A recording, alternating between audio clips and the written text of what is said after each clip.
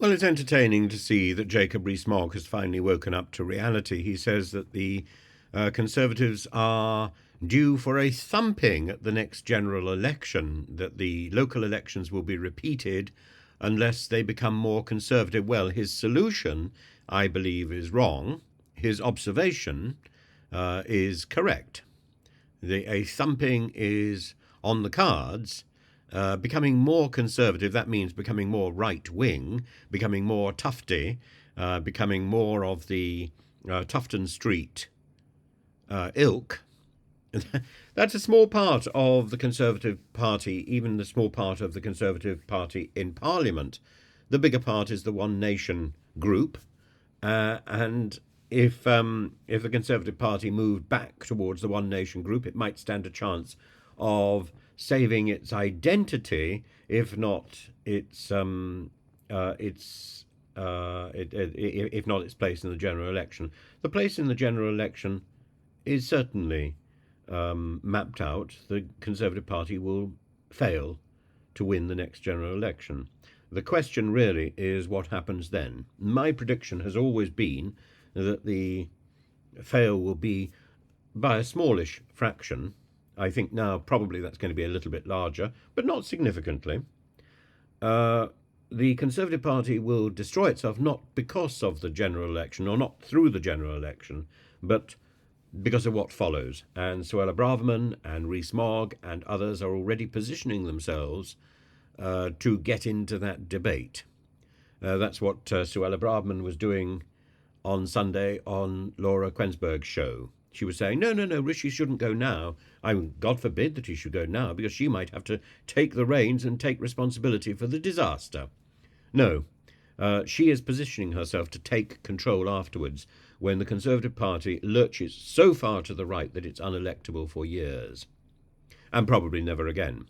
Meanwhile, the main bulk of the Conservative Party may well find themselves decamping to a reconstituted Lib Dem, or to a middle of the road party which may find it has to seek a new name, or indeed the right-wing Conservatives may all lurch off to Reform UK.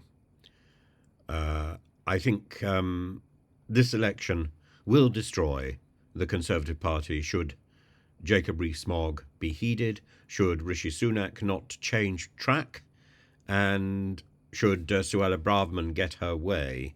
It's got very little to do with the policies put forward or the power of Sir Keir Starmer. It's all to do with the failure of the present Conservative government and the ambitions of a very small group led by people like Nigel Farage, who's not even in the Conservative Party.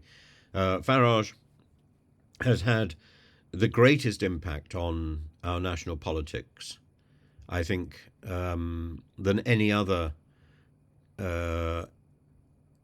member of Parliament. And he's not a member of Parliament. He has defined our age. He's set up the referendum, and he has continued to take a back seat and to watch the disaster that has unfolded and say, well, you've not done it properly. That's a Boris impression, not a Farage impression. Sorry. And many people think the Prime Minister should resign. Many people think he shouldn't. Apparently, a recent YouGov poll says 39% think he should resign. Among them, 31% of Conservatives think he should resign. And 40% think he shouldn't resign. And among those, that's 54% of Conservatives. 21% don't know. That was a poll taken on May the 7th. And so a small minority, 16% in the same poll, think a winter general election would be good, with a clear majority backing a contest either in the summer or in the autumn. Just 7%. Just 7% think the election should take place over Christmas.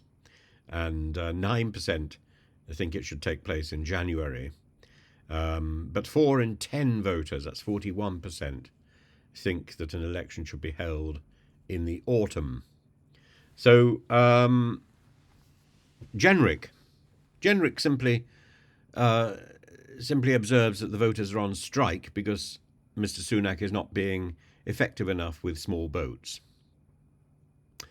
Again, this confuses the observation with the solution, and it's something which has been ongoing for a long time in Conservative politics and probably will continue in Labour politics. The idea that if we don't accept your solution, we don't accept the problem. Utter tosh. Utter tosh. But anyway, the tosh will continue, I have no doubt, and will be led by Rees Mogg, who is the most vocal tosh seller and one of the best speakers that we still have in the British Parliament when he can be bothered to turn up.